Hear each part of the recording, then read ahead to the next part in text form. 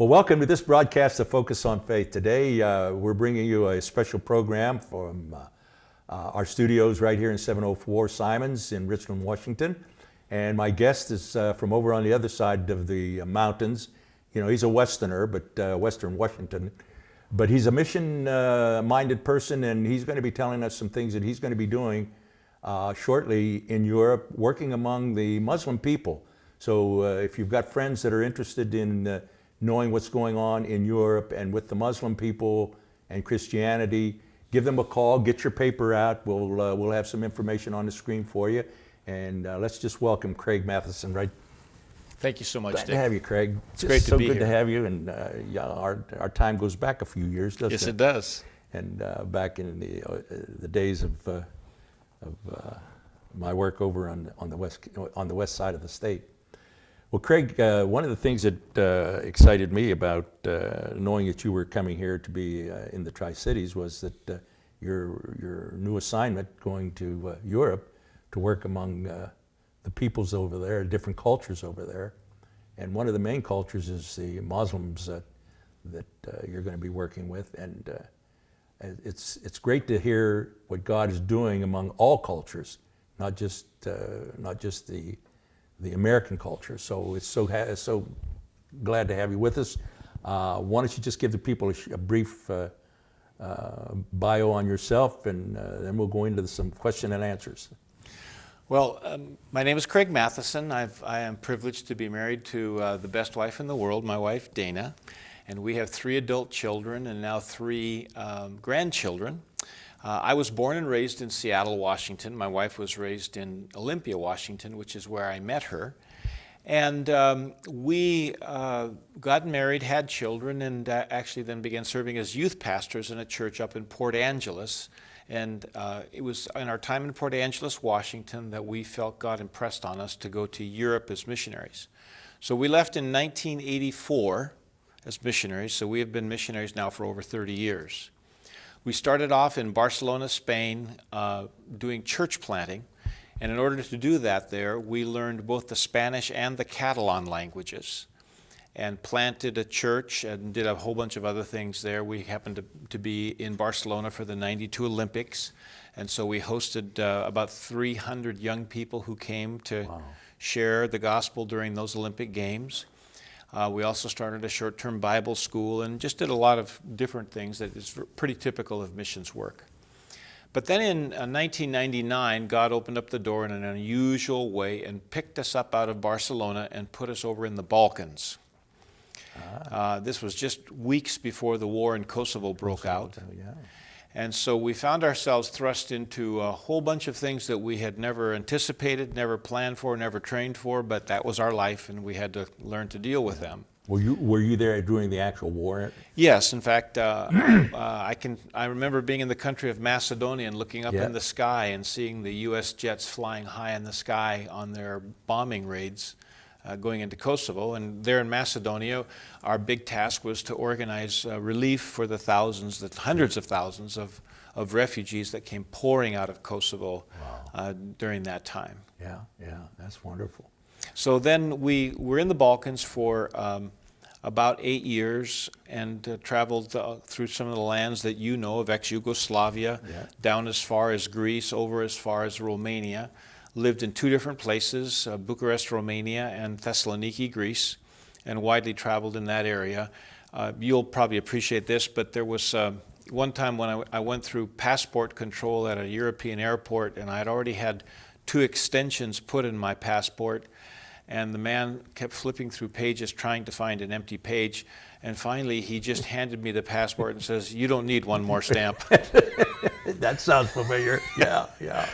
So that's what we did, and but now we're heading back, and we're going to be living in Spain again, and we have a slight different focus, which is to work with European churches and others to really connect with Muslims living in Spain, in Europe. Not just Spain, but all across Europe. Yeah. There are many millions of Muslims in Europe, and I think the news here in the States doesn't oftentimes paint them very well or very accurately. They're actually Muslims who have been living in Europe for generations, hundreds of years. The first ones probably arrived in a little after the year 700, 800. And then over in the Balkan area there, as you well know, there are Muslim populations that have been there hundreds and hundreds of years. Sure.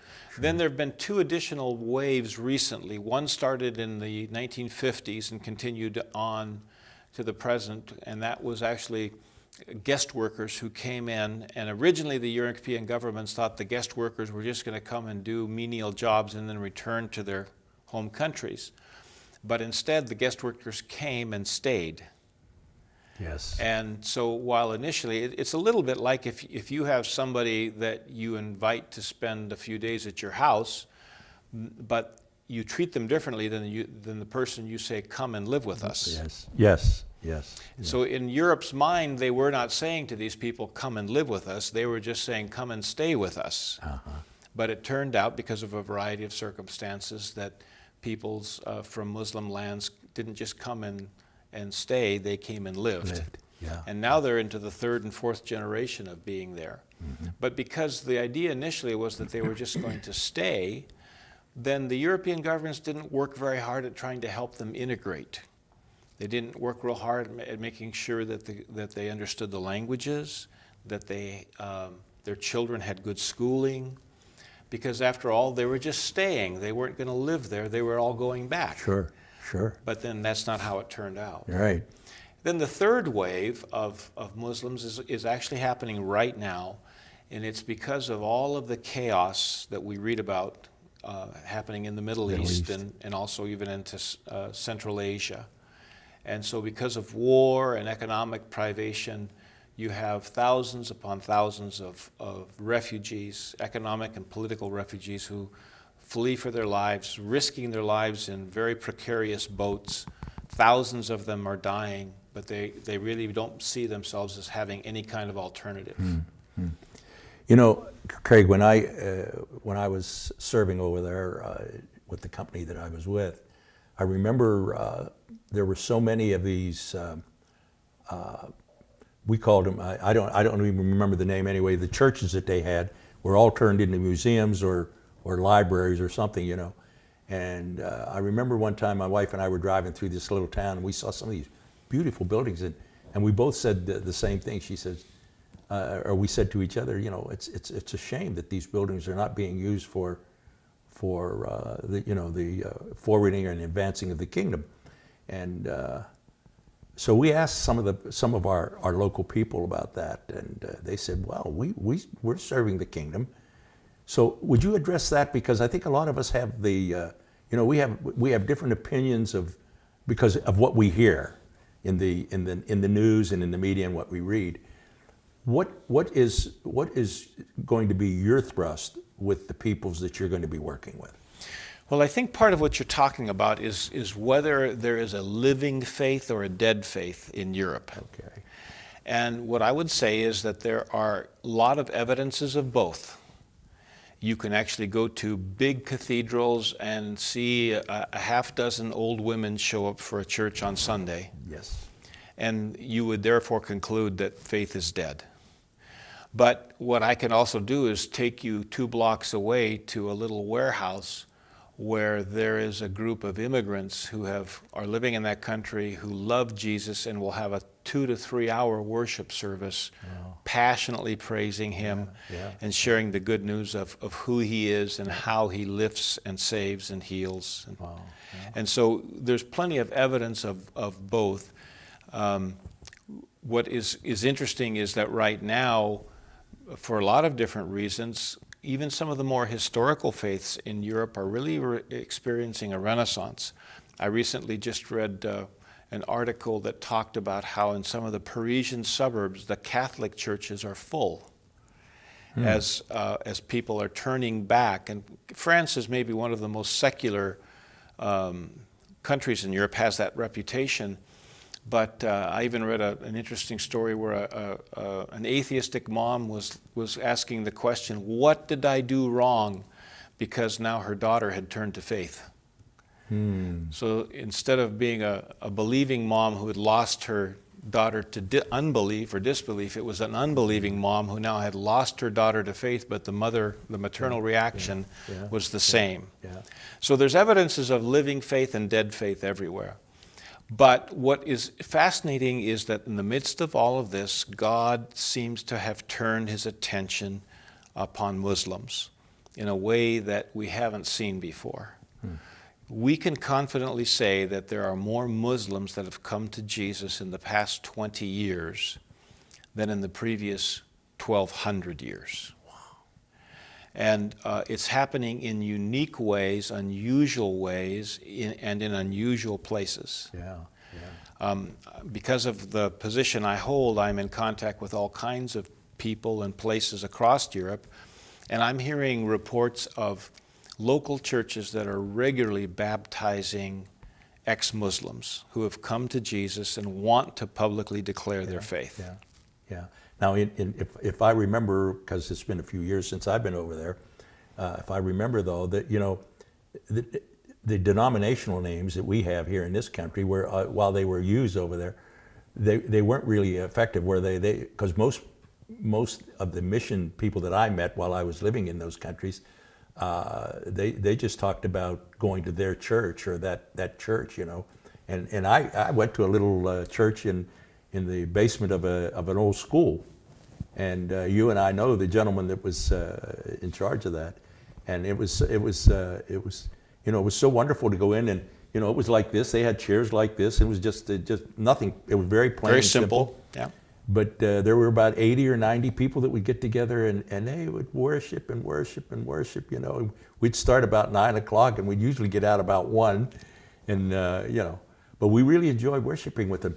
So tell me what you see God getting ready to do over there, because I'm a little bit of a I don't want to say I'm a dispensationalist, but I do believe that we're living in a time when God is really starting to move in a direction that he's speeding up time.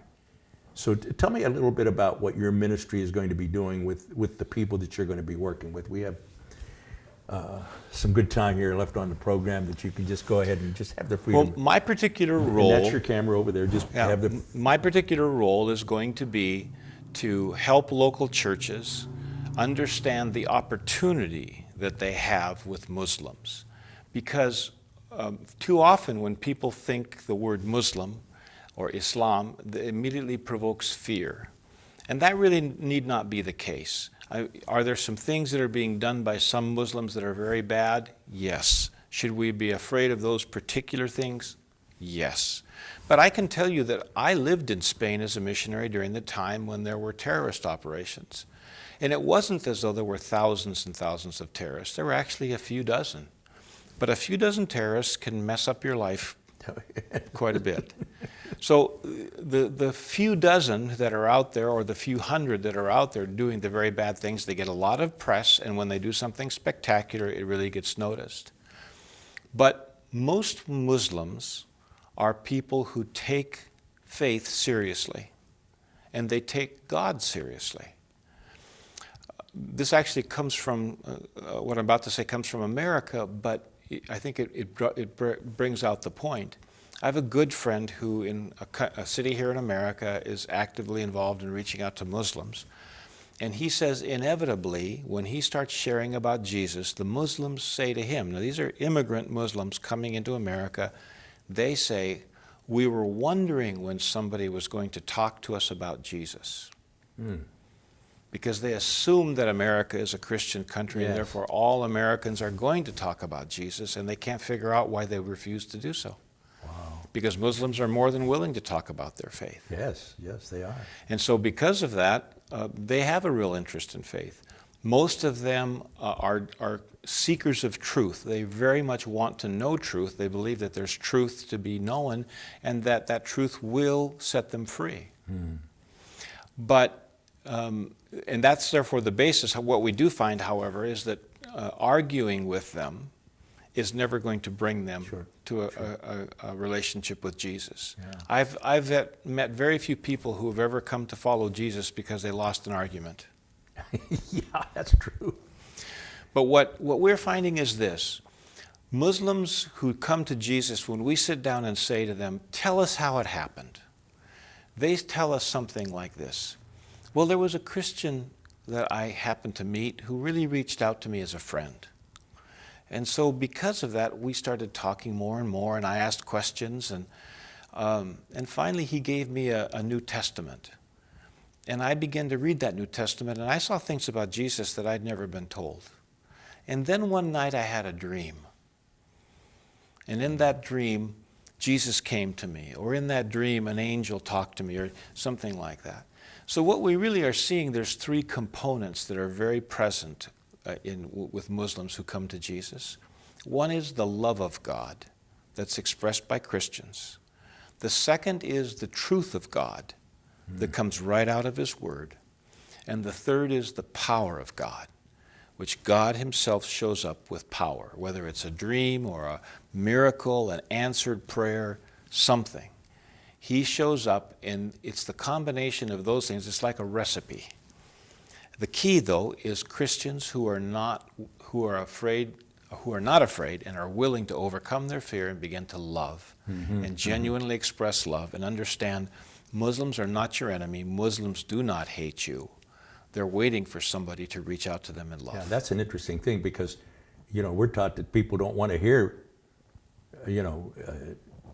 anything about the Lord. They take issue with you, and everybody gets, hands off. But what you're saying is that you treat them just like anybody that you want to just, to respond to the word, to the gospel.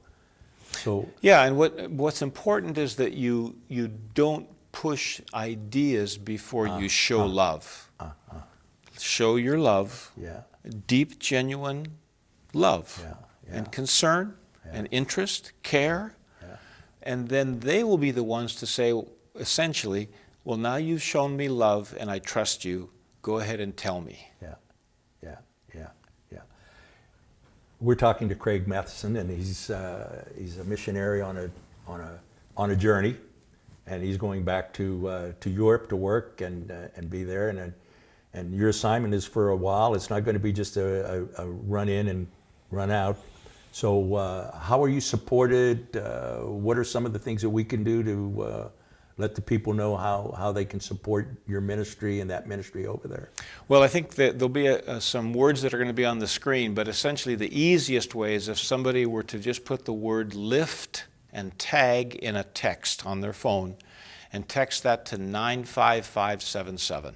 Okay. And that will automatically start a process where they will connect up with them and keep them informed, and they'll know exactly what's going on. Sure. So if you're interested in advancing the cause of the kingdom, even offshore, then pay attention to the numbers that are on there. Write them down and get in touch with Craig and his wife. Dana's going to be with you, right? Yes. Dana's his wife, and she's going to be with him, and they're going to be ministering over there for several years. So if God moves on you to support or to contribute, or if even maybe just to pray. Please, always, we need to pray for workers. That's Luke 10:2, right? Pray to the Lord of harvest that He would send workers into His harvest. Well, Craig, we got a few minutes left on the program. What would you say to people who want to? Maybe people might want to even get into the ministry, or might be thinking of being in the ministry. Talk to us a little bit about what they can expect to come into when they come into a ministry like yours, because it's a different kind of ministry. It is, and part of it is that it's a little bit. This is a great place for agriculture. Yeah. You folks understand agriculture here, so you can't talk to the people in Seattle about agriculture. Right. They think that meat grows on styrofoam. But you folks over here know that meat doesn't grow on styrofoam. Right. So let's go to agriculture and harvesting. Okay. There's some kinds of harvesting that's pretty easy. The fruit is ripe. You just almost touch it and it drops into your hand. That's a wonderful thing. Yeah. Now, working with Muslims is not that kind of harvesting. It's the first fruits. It's going out there and seeing that if that apple is really ready to come off the tree, or if it's still hung on tight and is going to resist your tug. And so you have to have a lot of patience, but you have to have a lot of persistence. And the fact that you tugged once and it wasn't ripe, anybody who knows harvesting knows, hey, just give it some time.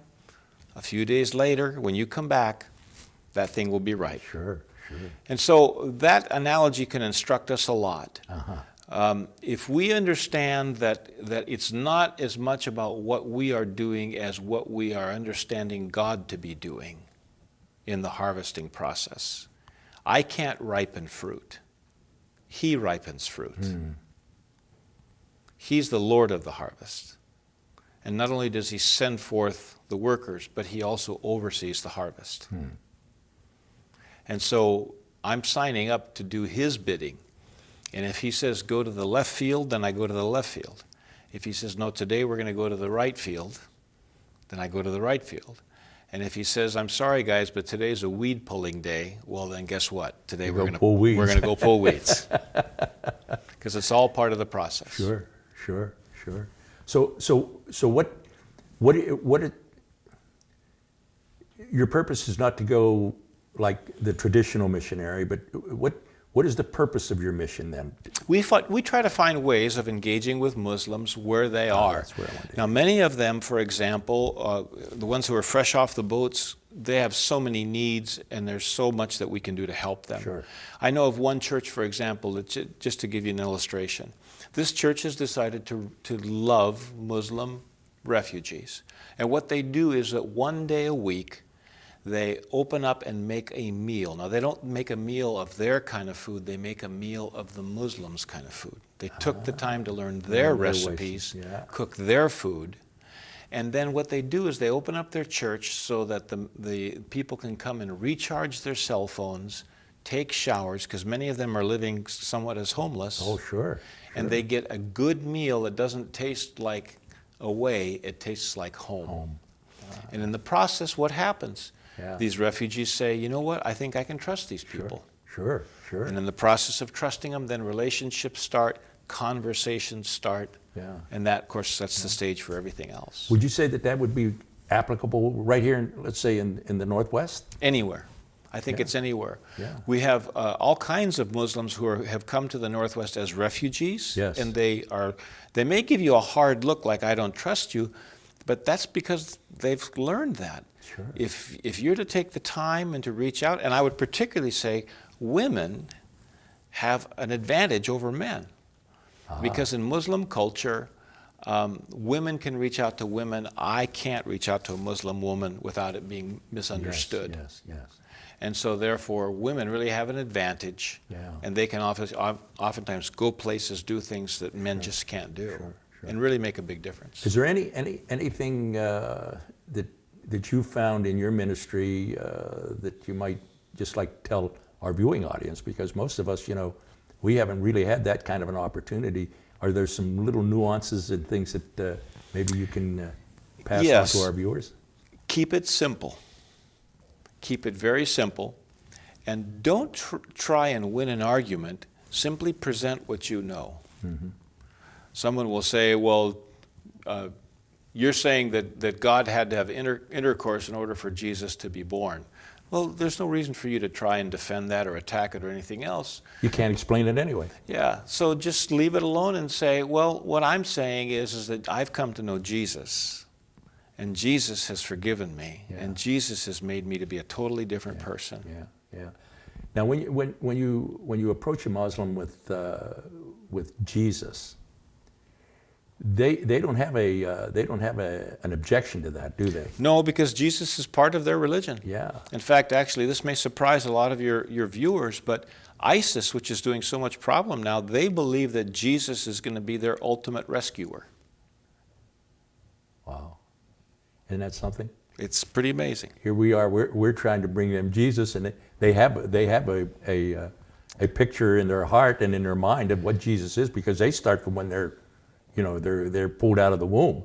Well, and it's a deformed view. Yes. But if you actually talk to any Muslim who knows about the Quran will admit Muhammad never claimed a single miracle, and he fully admitted that Jesus did miracles. And so they look at Jesus as a prophet, He's a prophet but not the Son of God. who did miracles. Right. And he's not the highest prophet in their view, but he is a course. prophet who did miracles Yeah, he's one of and the- still has a role to play Yeah. in redeeming people. Yeah. So when are you planning to? 1 month from today, we will be in Europe, Good. All right. All right.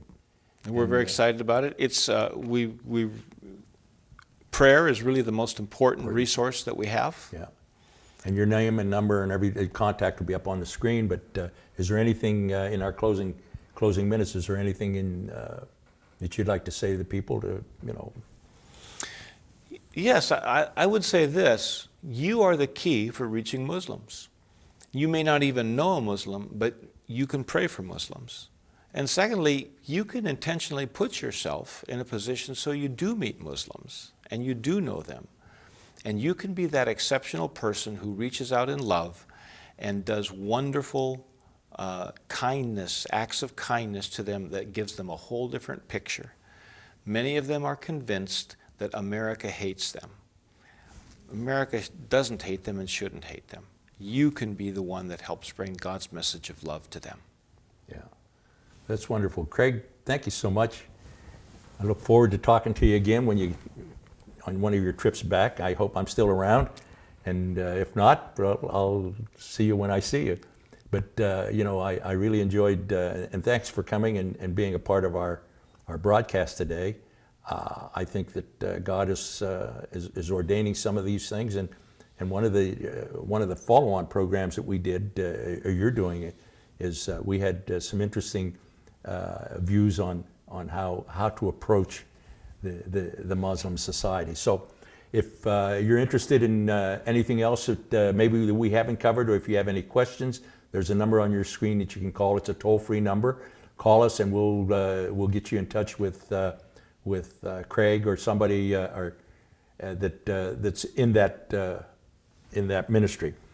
Thank you for continuing to support Christian television in your area. We're here because people just like you pray for us, but also financially support us.